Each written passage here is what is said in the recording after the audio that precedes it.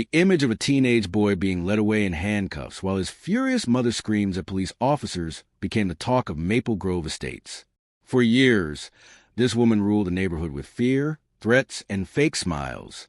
But when her own son crossed the line, the empire she built on control and intimidation came crashing down in front of everyone. Before we begin, make sure to subscribe and turn on notifications so you never miss more shocking true HOA and Karen drama stories just like this one. It happened on a bright Tuesday afternoon, the kind of day when the air feels heavy with the promise of something unexpected. The streets of Maple Grove Estates were quiet, trimmed lawns glowing under the autumn sun. But the silence didn't last.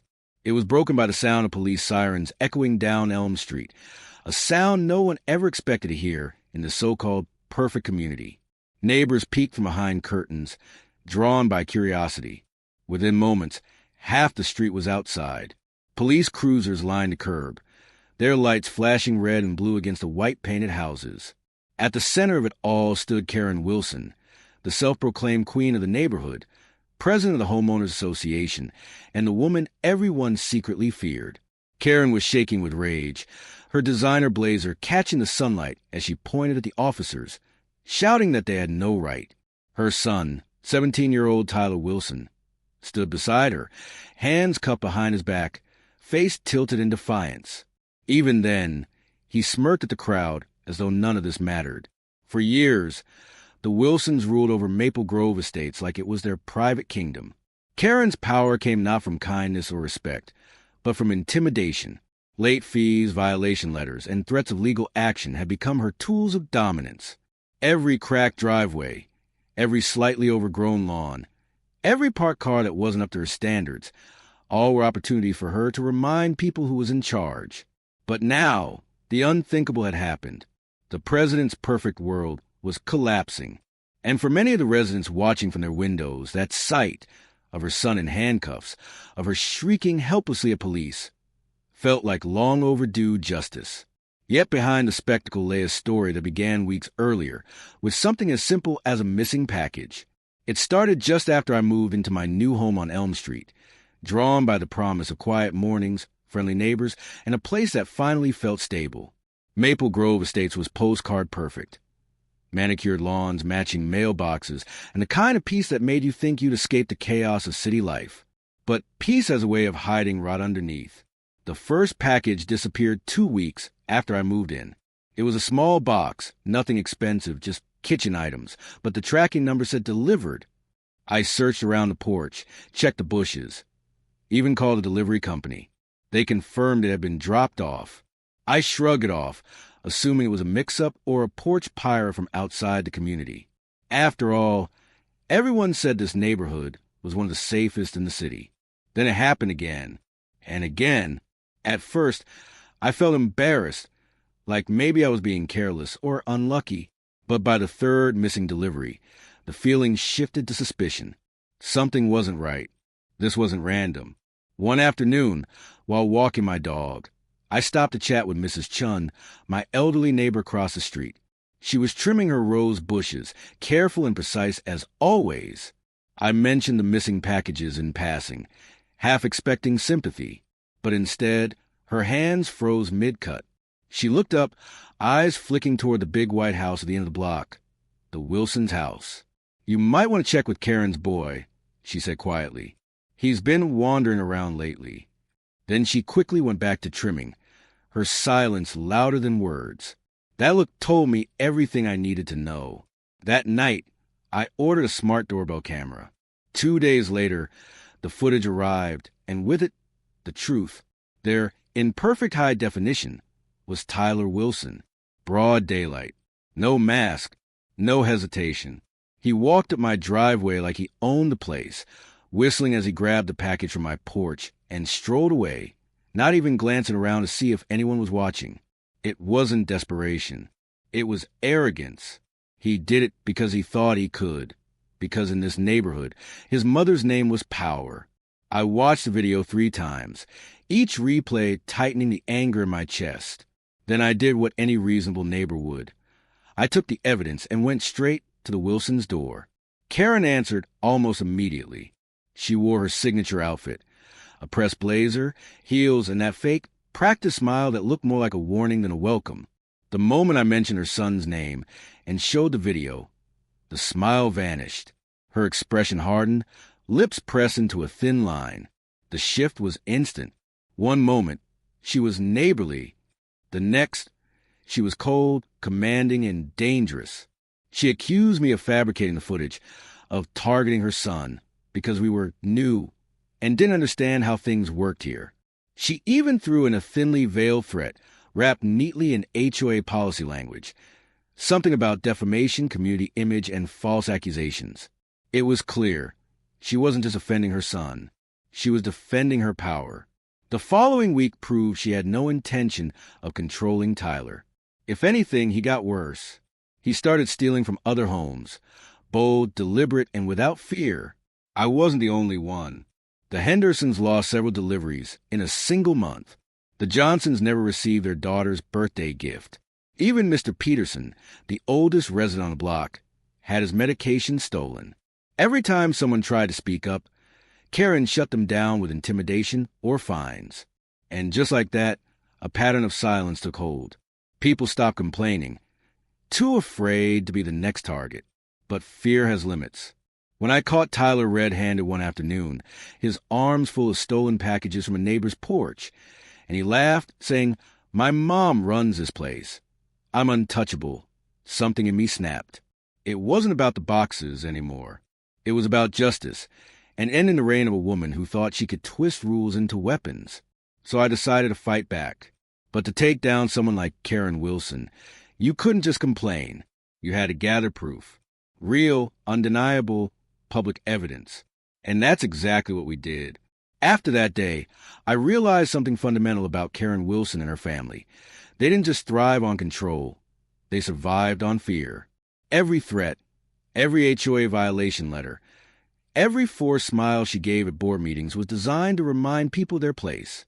And for years, it worked. But now, her biggest weapon, fear, had started to lose its power.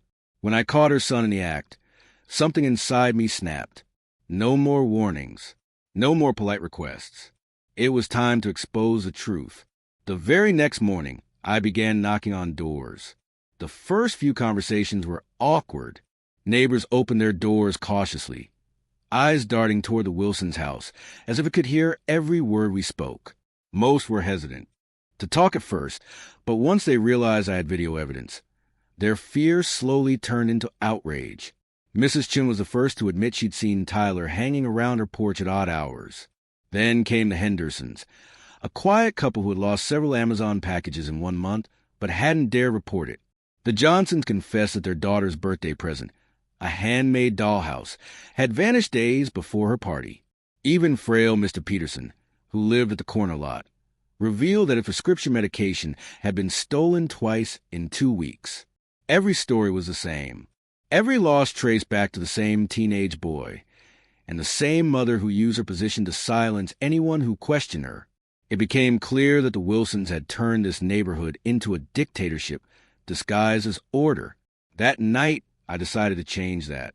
I created a private neighborhood group chat. At first, only 6 residents joined, the few who were brave enough to speak openly.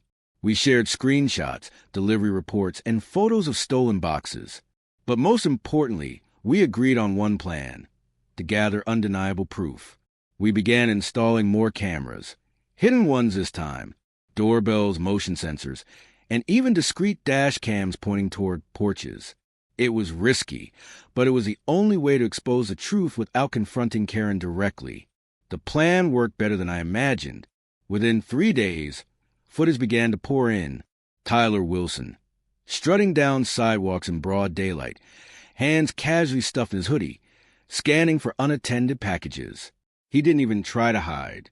One clip showed him grabbing a box on the Hendersons' porch, glancing once at their doorbell camera, and smirking before walking away. Another showed him tossing empty boxes into the community dumpster late at night. It was all there: time stamps, faces, stolen property, everything we needed. I stayed up late compiling every piece of footage into a single organized file. As I watched, anger gave way to determination. For years, Karen Wilson had gotten away with bullying people through fake fines and board decisions made behind closed doors. But she couldn't silence a camera. She couldn't threaten a video. This time, her power meant nothing. When the evidence was ready, I requested an official HOA meeting. I knew Karen wouldn't make it easy, but she couldn't legally refuse. By the next morning, I got a reply, an email drenched in fake politeness and subtle hostility. The meeting was scheduled for a Tuesday morning at 10 a.m., the exact time most working residents couldn't attend. Classic Karen move. When the day arrived, I walked into the HOA community hall to find the seats stacked with her loyal supporters. People who owed her favors or were too afraid to defy her. Karen sat at the center of the long table, arms crossed, lips curled in that smug smile she wore like armor. The gold HOA president badge pinned to her blazer gleamed under the fluorescent lights. The room smelled faintly of coffee and tension. I began my presentation calmly, laying out every video clip, every delivery log, every timestamp. The images spoke for themselves. Tyler's face appeared on multiple screens, walking off porches with boxes in hand. Each clip ended with the same undeniable evidence. Theft, again and again. But Karen didn't flinch. Instead, she leaned back, feigning disbelief. "This is clearly harassment," she said, her voice cold and sharp. "Doctoring footage is a serious offense, and I will not tolerate coordinated attacks on my family." The room fell silent. Her supporters shifted uncomfortably. For years, she had trained them to obey, to never question her word. But this time, even her allies looked uncertain. I pressed on. Every piece of evidence was irrefutable. She called it edited. When I showed the timestamps, she claimed the cameras were illegally placed. When others spoke up, she accused them of slander. It was a performance, an entire meeting built on manipulation and intimidation. At one point, she slammed her folder shut and declared that the discussion was over, ruling the evidence inadmissible. Then came the threat. She warned that anyone spreading false claims about her family would face HOA fines for defamation. It was absurd, but it told me one crucial thing. She was scared. You can't fight a tyrant by playing on their turf. Karen owned the HOA board, the meeting schedule, even the narrative. So I changed tactics. That evening, I compiled every piece of evidence again, this time for police. For hours, I organized the footage by date, house number, and stolen item. I attached written statements from neighbors, including Mrs. Chun and the Hendersons. I didn't sleep that night. I just kept reviewing everything, making sure it was airtight. By dawn, I was ready. When I arrived at the police station, Detective Sarah Martinez listened carefully as I explained the situation. I expected skepticism. Instead, she leaned forward, her expression focused and professional. As she watched the footage, she nodded slowly. Multiple angles, clear images, consistent timelines. She confirmed what I had already known deep down. This wasn't random petty theft. It was a pattern, a deliberate operation. Then came the discovery that changed everything. Tyler wasn't just stealing for himself. He had been selling the stolen packages online, using fake accounts to list and ship items through resale apps. That elevated the entire situation from petty theft to organized retail crime. The detective promised to handle it swiftly and quietly.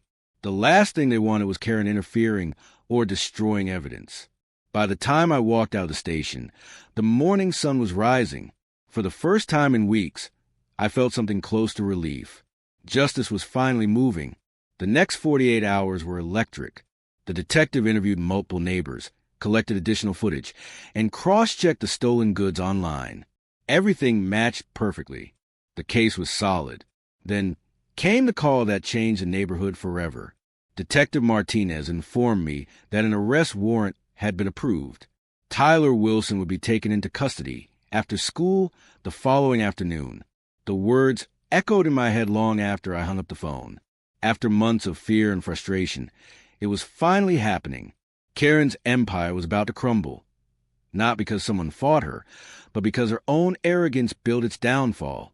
The next day began like any other in Maple Grove Estates. Birds chirping, sprinklers ticking across the lawns, the faint hum of morning routines. But underneath the calm exterior, something different lingered in the air.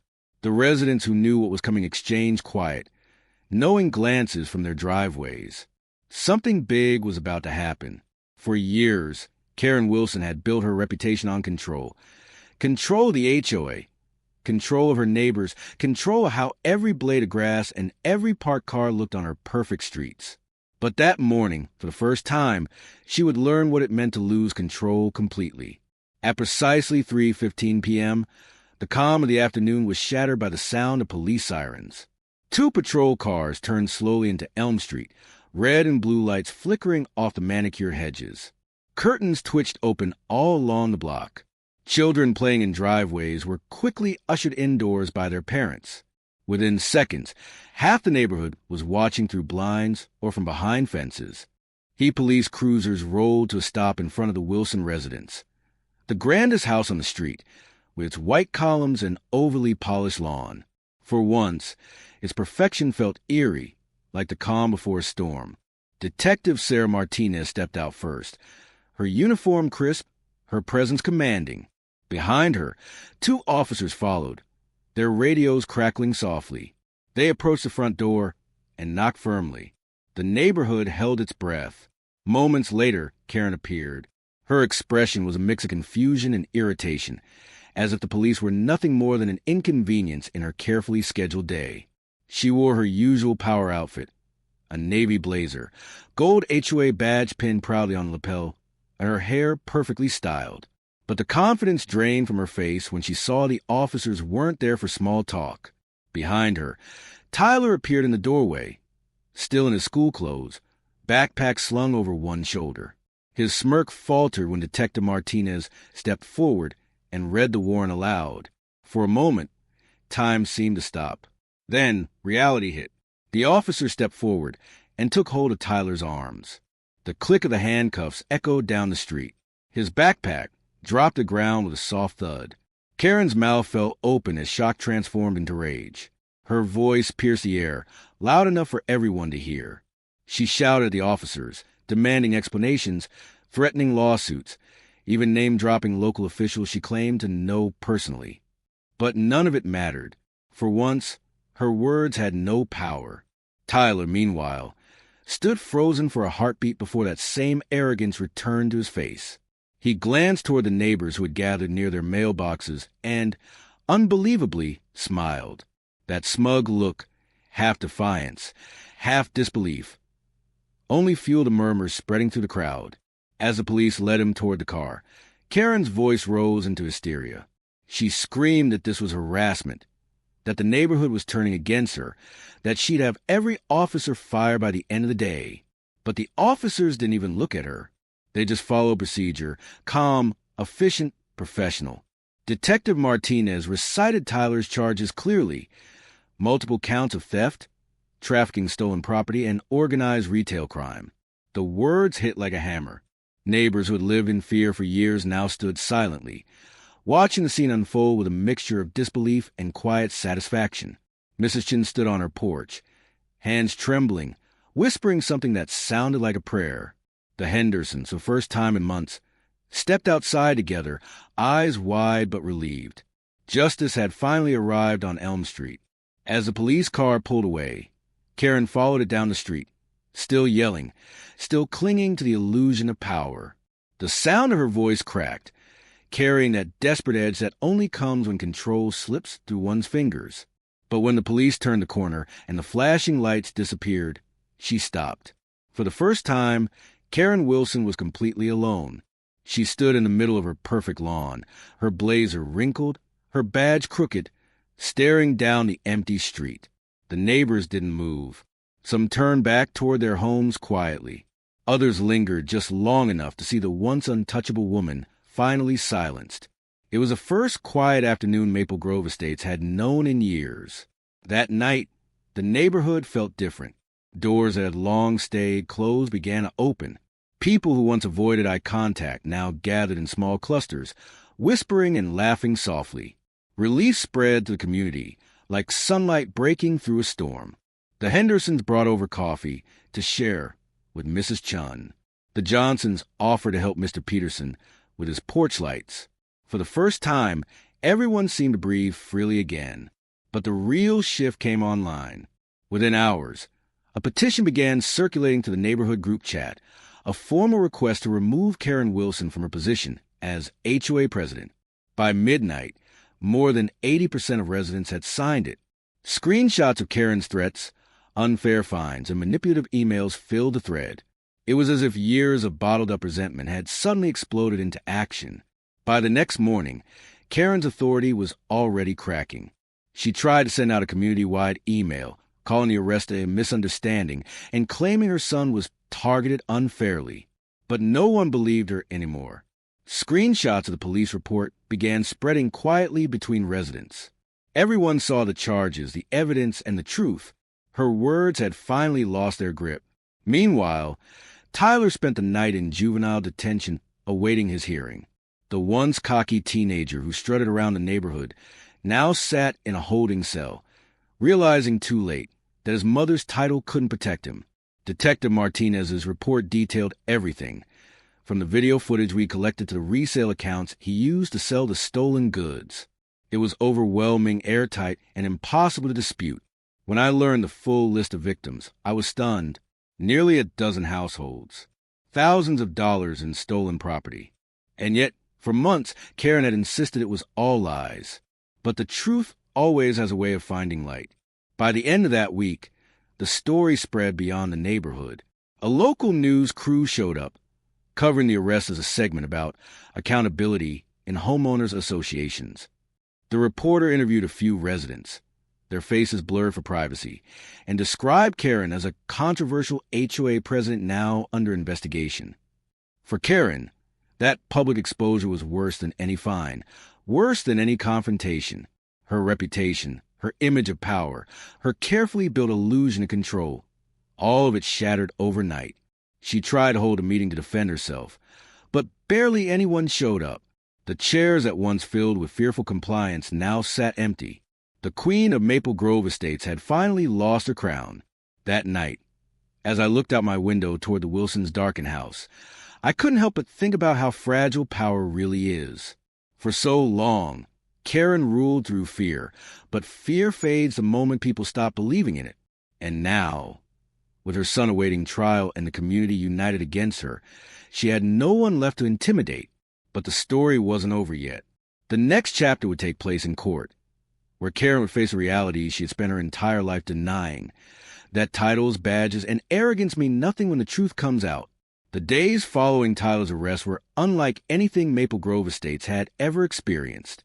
The community that once trembled under Karen Wilson's rule now moved with a strange, renewed energy. Neighbors spoke freely. Children played without being scolded for noise violations. And the silence that once cloaked the streets had lifted. But inside the Wilson house, silence had taken a different shape. The blinds stayed closed. The driveway, once spotless, was now empty. Even the air around the house seemed tense, as if the walls themselves carried the weight of humiliation.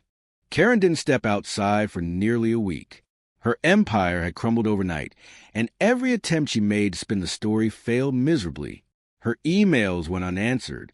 Her calls to board members were ignored, and her once loyal followers had turned their backs on her, signing the petition that demanded her removal as HOA president. But Karen wasn't ready to accept defeat. She told anyone who would listen or pretend to that the arrest was temporary, that it was all a misunderstanding, that her son was the real victim. She still believed her title made her untouchable. That illusion shattered the moment she stepped into the courtroom. The hearing took place 2 weeks later. The courthouse was packed, the air thick with tension. I arrived early, sitting quietly near the back alongside several neighbors who had come for closure. It wasn't about revenge. It was about justice, and seeing the truth finally acknowledged where Karen's influence meant nothing. Tyler entered the courtroom flanked by 2 officers. Gone was the smirk that once lived permanently on his face. He looked smaller now, his confidence replaced with something that resembled fear. His hands fidgeted nervously as he took his seat beside his attorney. Then came Karen. She walked in with her head held high, her posture defiant, her blazer pressed to perfection. But beneath the surface, Cracks showed. Her face was pale, her movements sharp and tense. Even without words, you could tell she was barely holding herself together. When the judge entered, the room fell silent. The case began with the evidence, the very footage we had gathered over weeks of quiet determination. Every video played on the screen.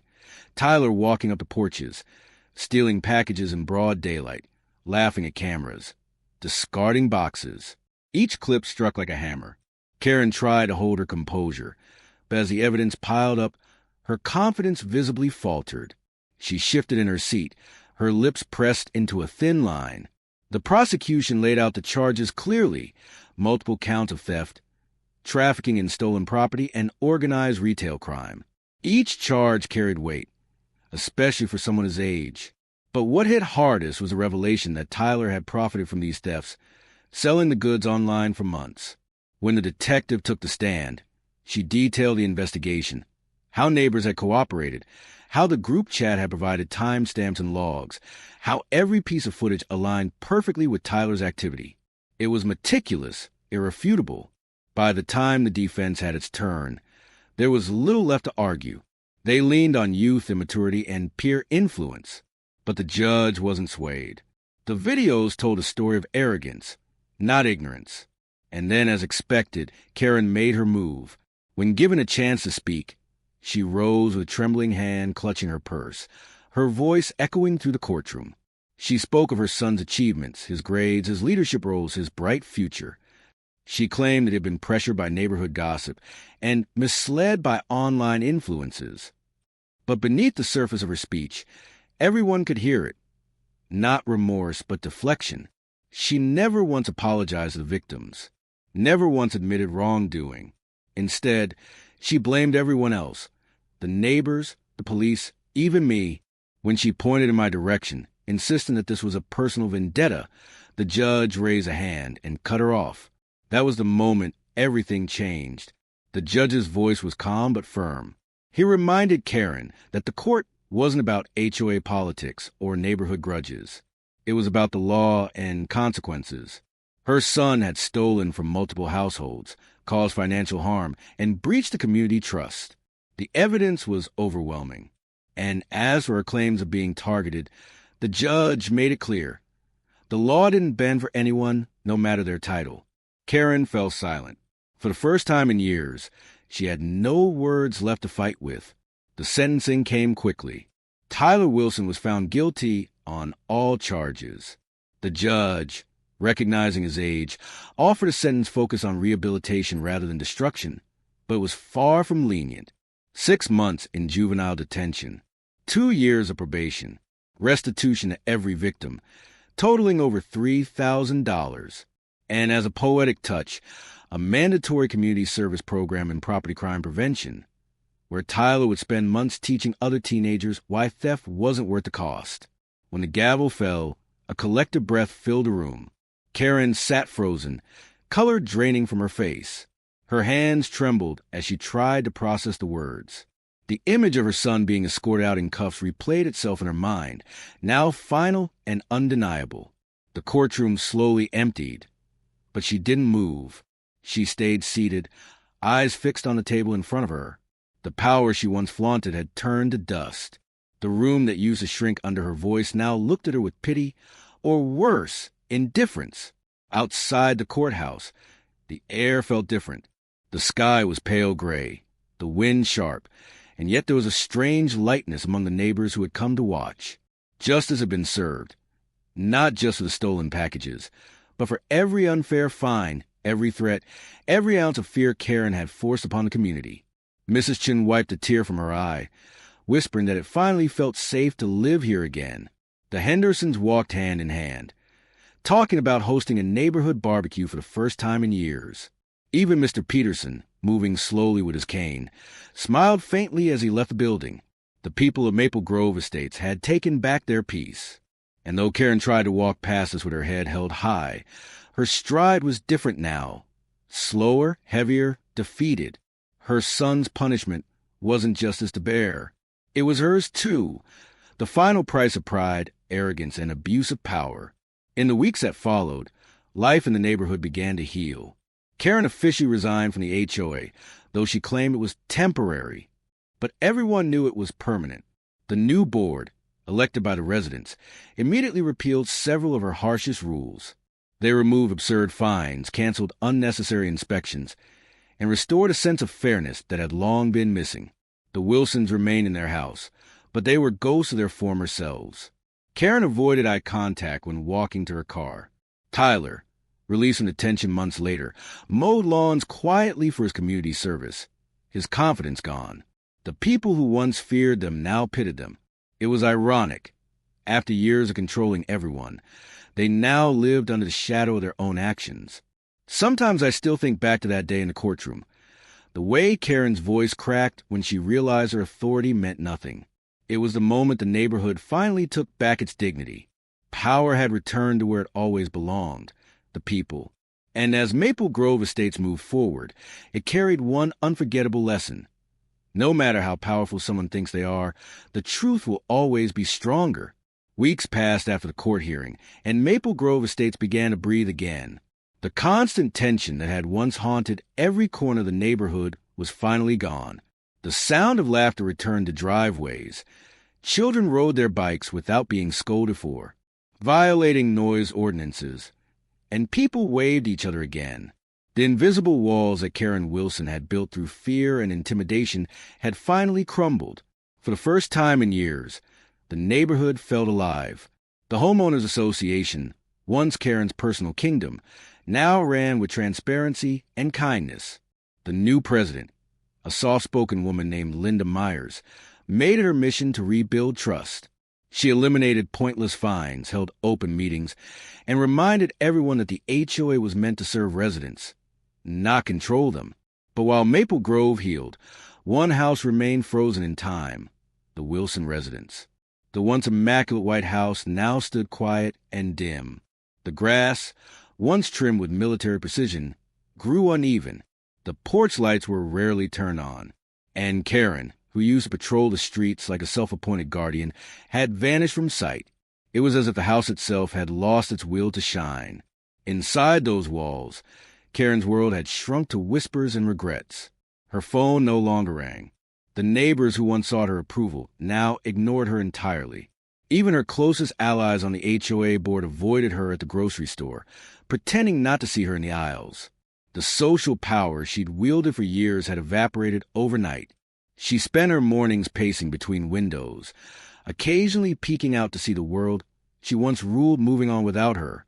Her mailbox filled with HOA updates she no longer signed, and notices from the court regarding her son's probation requirements.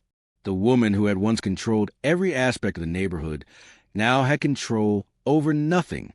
The silence inside her home was broken only by the sound of her son's footsteps, slow, tired, and heavy with consequence. Tyler Wilson's community service had begun. It wasn't glamorous or forgiving. Every morning, he put on a reflective vest, picked up a trash grabber, and walked the sidewalks of Maple Grove under the supervision of a city volunteer coordinator. The irony wasn't lost on anyone. The same boy who once strutted down these streets with stolen packages now cleaned them for free, returning what little he could to the people he'd wronged. At first, the neighbors watched him from afar, some with resentment, others with quiet satisfaction. But over time, their anger softened into something else. Pity. He worked hard, silently and without complaint. The arrogance that once defined him was gone. Every package he had stolen, every family he had wronged, lingered in his mind as he bent down to collect trash from the gutters. And slowly, he began to understand the cost of his mother's pride. One day, as I walked past his house, I saw him sitting on the curb during a break, staring down at the pavement. The boy who once laughed in the face of accountability now looked hollow, not defeated, but changed. He didn't see me, but I saw what humility looked like for the first time in him. Across the street, Mrs. Chin brought out a bottle of water and placed it beside him without a word. He nodded silently, and she went back inside.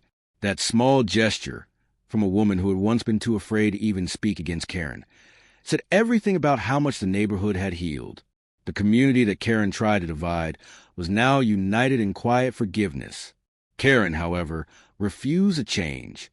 She spent her days drafting angry letters to city officials and former HOA board members, convinced that she had been betrayed. But none of her letters were ever answered.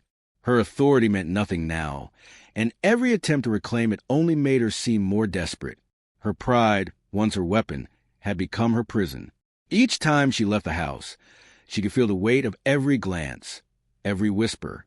The woman who used to stand tall now walked with her shoulders hunched, her confidence shattered. At night, the once bright porch light remained off, as if even the house itself didn't want to draw attention anymore. Meanwhile, life blossomed again throughout Maple Grove. A new sense of freedom swept through the streets. Driveways were filled with laughter during evening barbecues.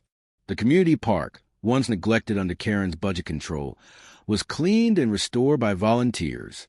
The new HOA even set up a neighborhood watch, not to control, but to protect. Residents began to talk about more than just rules and fines. They talked about hope, cooperation, and kindness. And yet, even as things improved, no one forgot what had happened. The Wilson family's downfall became more than just gossip. It became a warning, a story that reminded everyone that power built on intimidation never lasts. Months passed, and the day came when Tyler's community service finally ended.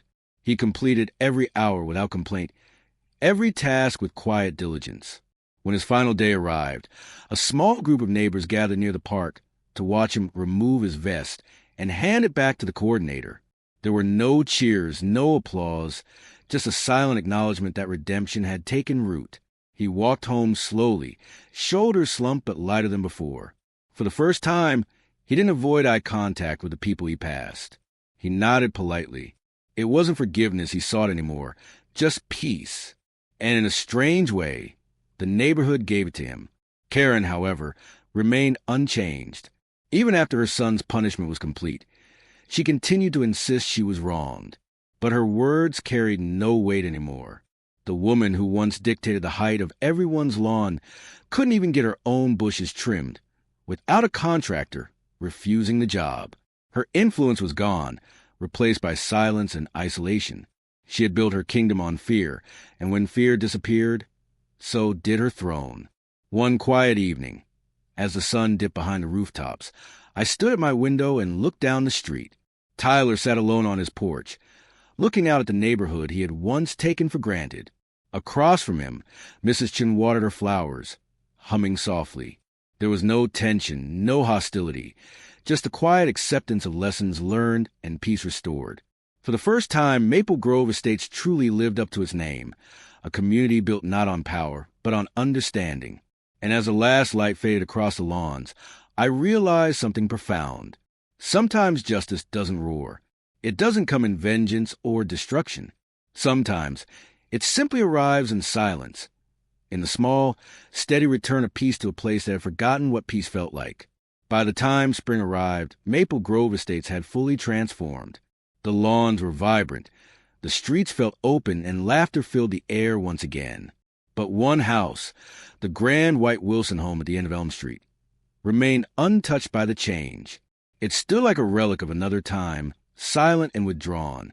The once proud hedges were overgrown, the flower beds choked by weeds, and the flagpole that Karen had used to display seasonal banners now stood empty.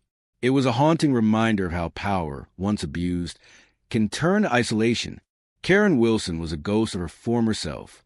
In the months since her son's sentencing, she had withdrawn almost completely from public life. The woman who once marched through the neighborhood with a clipboard and a commanding smile now avoided eye contact altogether. When she did appear, she moved like a shadow, quick, anxious, and unwilling to linger.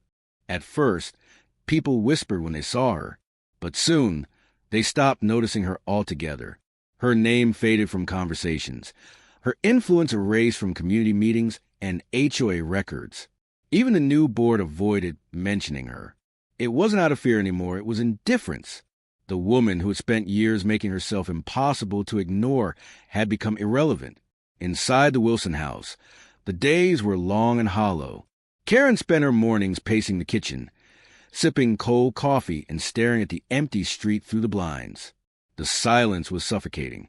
Her phone, once filled with endless calls and messages, now stayed quiet. The HOA she had once ruled no longer needed her. The neighbors she had once commanded now led without her. Even her family life had cracked under the weight of consequence. Tyler rarely spoke. He followed the conditions of a probation with quiet diligence, attending counseling and community programs. His once defiant tone was gone, replaced by weary obedience. Their home had become a museum of her pride. Framed certificates from the HOA, plaques with her name, and folders of community regulations that no longer mattered. She couldn't bring herself to throw them away. They were the last fragments of her identity. Occasionally, she still tried to reach out, small, desperate gestures that revealed how far she'd fallen. One morning, she printed flyers advertising a neighborhood cleanup initiative, hoping to regain some influence. She taped them to community mailboxes and placed copies at the clubhouse. But by the next day, they were gone. Linda Myers, the new HOA president, had quietly removed them. Later, Karen showed up at a board meeting uninvited, clutching a folder of suggestions. She sat near the back, waiting for someone to acknowledge her. No one did. The meeting went on smoothly, the board discussing upcoming events and budget improvements. When she finally raised her hand to speak, Linda politely thanked her and reminded her that only current board members could contribute. The tone was professional, not rude, not hostile, just final. Karen left early, her footsteps echoing down the hall like a retreating storm. That was the night she stopped trying.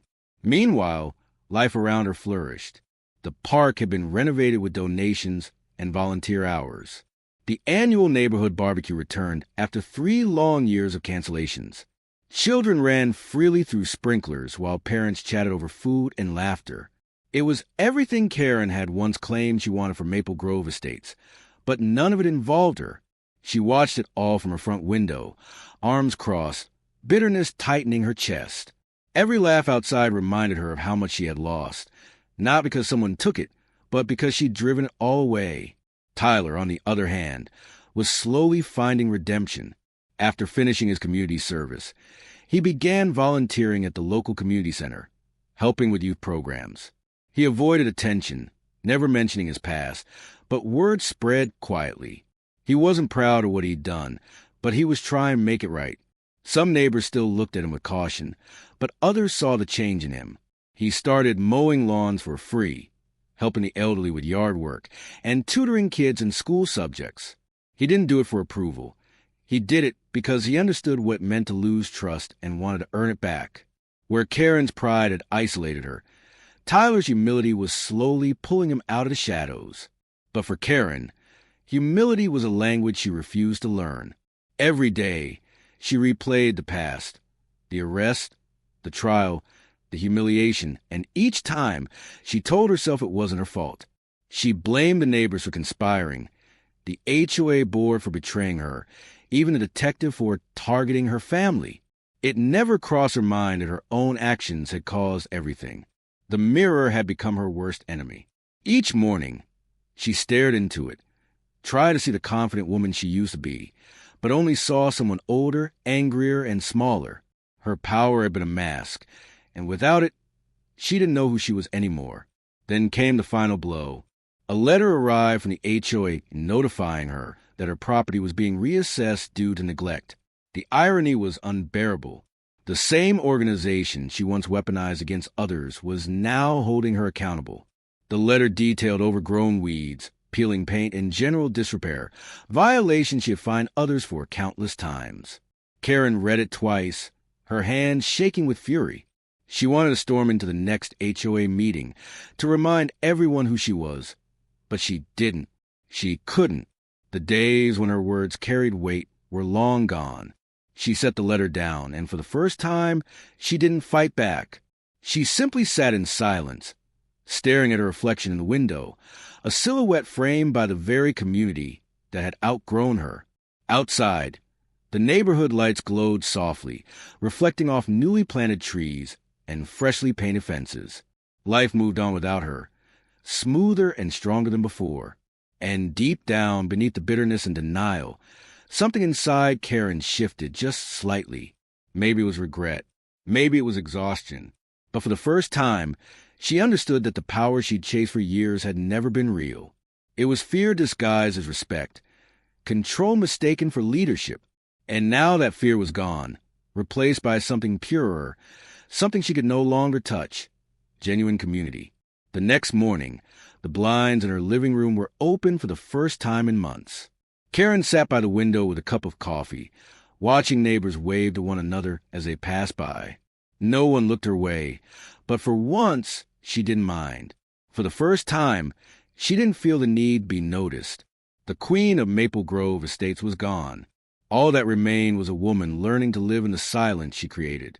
Months rolled into a gentle rhythm, and with each passing week, Maple Grove Estates became brighter, warmer, and more alive. The laughter of children, the hum of lawnmowers, and the scent of freshly cut grass filled the air like music.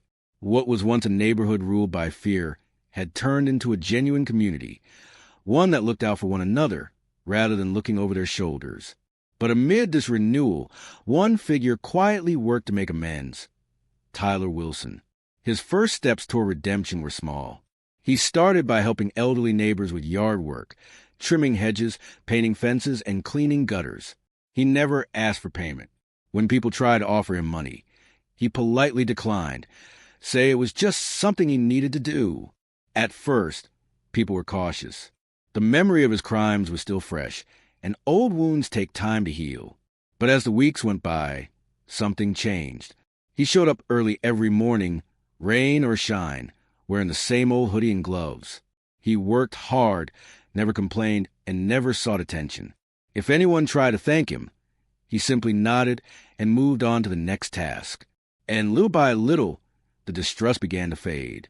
Mrs. Chung was the first to approach him directly. She brought out a tray of homemade dumplings one afternoon, setting them beside him as he repaired her fence.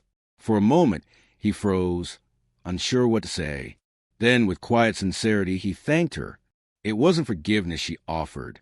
It was something simpler, something deeper: acceptance. From that day forward, a slow, steady current of goodwill began to flow through the neighborhood. The Hendersons asked him to help with repainting their porch. The Johnsons, whose daughter never received her stolen birthday gift, invited him to her next one. Even Mr. Peterson, who had once spoken bitterly of Tyler's theft, greeted him one morning with a handshake and a quiet smile. For a boy who had once been branded untouchable, he was now learning what it meant to truly belong. But redemption wasn't easy. Every kind gesture reminded him of what he had destroyed: trust, peace, and community. Each time he passed a neighbor, he remembered the faces of those he had wronged. Yet instead of running from that guilt, he used it as fuel to do better. His community service hours had ended long ago, but he kept volunteering anyway. Beyond Maple Grove, Tyler started helping at the city's youth program, teaching younger kids about responsibility, integrity, and choices. The irony wasn't lost on him. He was now doing for others what no one had ever done for him, showing them that mistakes didn't have to define who they became. He never spoke about his arrest publicly. The program director knew his background, but respected his silence. What mattered was that he showed up week after week, on time, ready to help. For the first time in years, Tyler felt purpose. And though he rarely spoke about it, he often thought about his mother, the woman whose pride had dragged them both into the fire. Back at home, the distance between them had grown vast. Karen rarely left the house, spending most days alone with her thoughts. The sound of her son's footsteps used to irritate her. Now it was the only sound that kept her from feeling completely alone. They barely spoke. When they did, it was brief and hollow. The pride that had once bonded them and arrogance now stood between them like a wall neither could climb. One evening, Tyler came home later than usual. He had been helping repaint the community center, covered in flecks of white paint and dust. As he passed through the dimly lit living room, he saw his mother sitting by the window, the same spot she sat in every night. For a long moment, neither said a word. The silence was heavy, full of things they both wanted to say, but couldn't. Finally, Karen turned toward him. Her voice was quieter than he'd ever heard it. "Did you finish your work?" He nodded. "Yes." And for the first time, she didn't correct him, didn't demand more, didn't speak with that sharp tone of authority. She just nodded back. It wasn't an apology, But it was a start. The neighborhood continued to evolve around them. The new HOA organized community picnics, garage sales, and volunteer days. People who had once hidden behind curtains now spent weekends chatting on lawns and helping each other with home repairs. The sense of unity was real, something no title or badge could ever enforce. And though Karen never attended any of the events, she could see them from her window. Families gathering, laughter echoing across the park, smiles, genuine, unafraid smiles. Each time she watched, something inside her cracked a little more. The bitterness that fueled her for years began to wear away, replaced by an unfamiliar emptiness. The quiet realization that she had lost everything because she couldn't stop controlling it. One Sunday afternoon, Tyler was at the community center when Linda Myers, the new HOA president, approached him. She handed him an envelope. Inside was a handwritten note and a small certificate for outstanding volunteer service and commitment to rebuilding our community. He stood frozen for a moment, unsure how to respond. The note wasn't fancy or official, but it meant more to him than any award he'd ever received. He thanked her quietly, and she smiled, saying the neighborhood was proud of him. For the first time since his arrest, he believed it. Later that evening, he placed a certificate on the kitchen counter. Karen saw it when she came in to make her tea. She picked it up, her fingers brushing over the paper, her eyes scanning the words. Something flickered across her face, a mix of pride, regret, and sadness. She didn't say anything, but when she set the paper down, her hand lingered on a moment longer than usual. She realized, perhaps the first time, that her son had achieved something real, something she never could through authority or control. He had earned respect, not demanded it. As the sun set that night, casting long golden streaks across the quiet street, Tyler sat on the porch steps, listening to the soft hum of crickets. The air was cool, peaceful, familiar. Down the block, Mrs. Chun waved from her garden. The Hendersons walked their dog. The Johnson girl rode her bike, laughing freely. It was an ordinary evening, the kind that once seemed impossible under the shadow of Karen's rule. For the first time, Tyler smiled, not out of arrogance, but gratitude. The neighborhood had forgiven him. The community had survived. And in its healing, he had found his own. A full year had passed since the arrest that changed everything. Seasons had rolled quietly over Maple Grove estates, and with each one, the scars of the past had faded a little more. The lawns were greener, the air lighter, and the sense of community stronger than ever before. The neighborhood that once trembled under Karen Wilson's rule now thrived under collaboration and compassion. There was no longer an iron hand controlling every decision, just a collection of neighbors who finally understood the value of trust. But for the Wilson family, time had been a quieter teacher. Karen's life had slowed to a rhythm she barely recognized. Gone were the emails, the board meetings, the constant need to control. The woman who once filled her days with HOA disputes now filled them with silence. In the early mornings, she sat on the porch with a cup of tea, watching the neighborhood she once ruled move on without her. It was a strange kind of peace, not comforting but sobering. She had spent her entire adult life believing that respect came from control. But the world outside her window told a different story. The laughter of children, the easy smiles of neighbors, the small acts of kindness she'd once dismissed as weakness. They all spoke of a truth she'd ignored for years. Respect wasn't taken. It was earned. And now, she had nothing left to take. Inside the house, her son had changed beyond recognition. Tyler had graduated from high school quietly, without fanfare or celebration. He didn't ask for a party, didn't want attention. Instead, he used the money he'd saved from odd jobs to enroll in community college, majoring in criminal justice. It was poetic, really. The boy who once mocked the law now studied to understand it. He spent his evenings at the community center, helping with youth workshops. He'd become a mentor for local teens, guiding them away from the same mistakes that had defined his past. He didn't talk about his arrest, but everyone who knew his story understood why he was there. Redemption had found him not in words, but in action. Karen didn't speak of it much, but she noticed. She noticed how the neighbors waved to him now. She noticed how people stopped by to ask his advice or thank him for his help. And though she rarely left the porch, she began to realize that her son had built something she never could: genuine respect. At first, it stung. For years, she had believed she was a pillar of Maple Grove Estates, the one holding everything together. But now, watching her son's quiet rise, she understood how wrong she'd been. Her authority had ruled through fear. His influence came from kindness. That was the difference. One Saturday afternoon, the community held its first Spring Together event, a neighborhood fair organized by Linda Myers and a group of volunteers. There were food stalls, games for kids, music, and tables filled with home-cooked dishes. The entire neighborhood came out to celebrate the anniversary of Maple Grove's renewal. For the first time in a long time, Tyler convinced his mother to come along.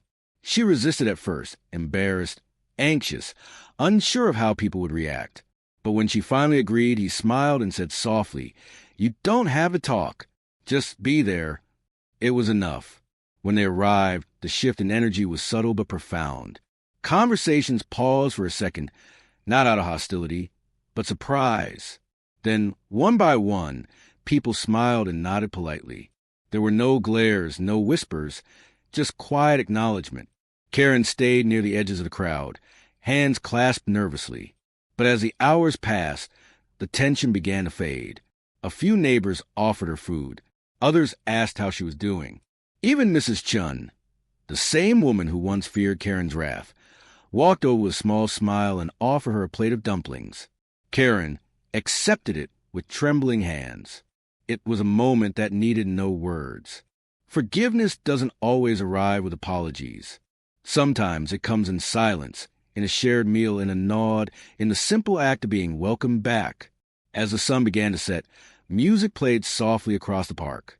Children ran between tables, laughter echoing off the houses.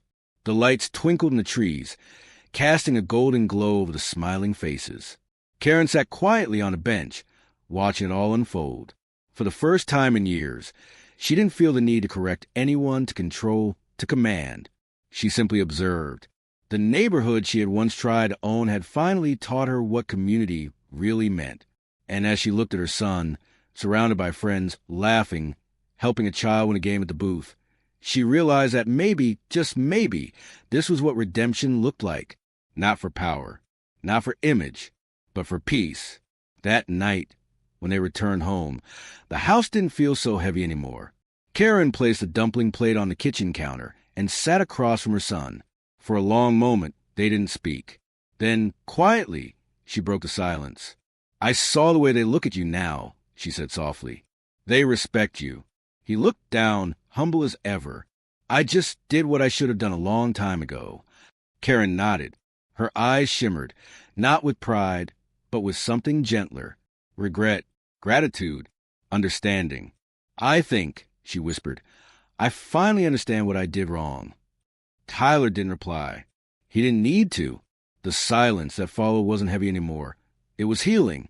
Weeks later, a small package arrived at their doorstep. Inside was a note from the new HOA board, thanking the Wilsons for attending the Spring Together event and inviting them to the next community meeting as guests. For the first time in years, Karen smiled at an envelope from the HOA, not with authority, not with arrogance, but with quiet acceptance. She set it on the counter and looked out the window. The lights of Maple Grove glowed warmly under the night sky. The neighborhood had forgiven her in its own way, not by forgetting what happened, but by moving forward despite it. In the end, the Wilson family story became more than just gossip. It became a quiet lesson, passed from neighbor to neighbor, about power, humility, and the strength of truth. No one ever forgot what happened, but no one spoke of it with bitterness anymore. Instead, it became a story about growth, about how even the most broken people could find their way back to the light if they were willing to change. And every morning, as the sun rose over Maple Grove Estates, Karen Wilson stepped out onto her porch, coffee in hand, not as a president or a queen, but simply as a neighbor. For the first time in her life, that was enough.